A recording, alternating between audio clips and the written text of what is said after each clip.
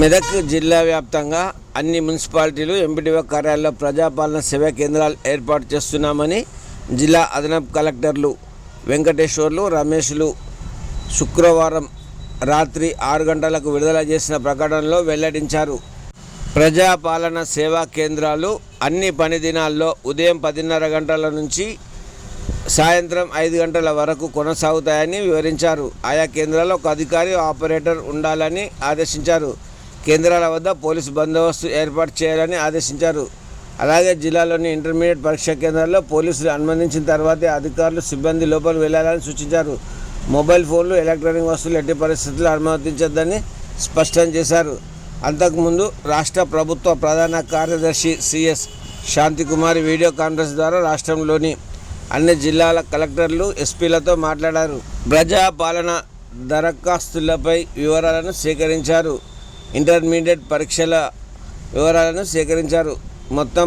ఈ నెలలో మొత్తం పరీక్షలు ఉన్నాయని తెలిపారు.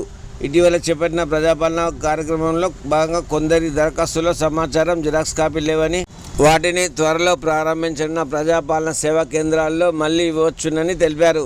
అలాగే నూతన దరఖాస్తులు చేసుకోవచ్చునని సిఎస్ స్పష్టం చేశారు. ఎంపీడీఓ, మున్సిపల్ కార్యాలయాల్లో ఏర్పాటు చేయనున్న ప్రజాపాలన సేవా కేంద్రాల్లో నూతన దరఖాస్తులు అందుబాటులో ఉంచాలని సూచించారు.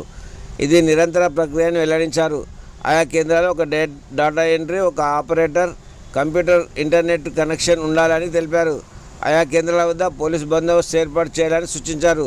అనంతరం ఇంటర్ 10వ తరగతి పరీక్షలపై సమీక్షించారు.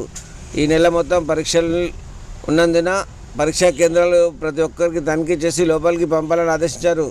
ఉదయం 9 గంటల నుంచి మధ్యాహ్నం 12 గంటల దాకా ఎవరిని బయటకు పంపవద్దని సూచించారు.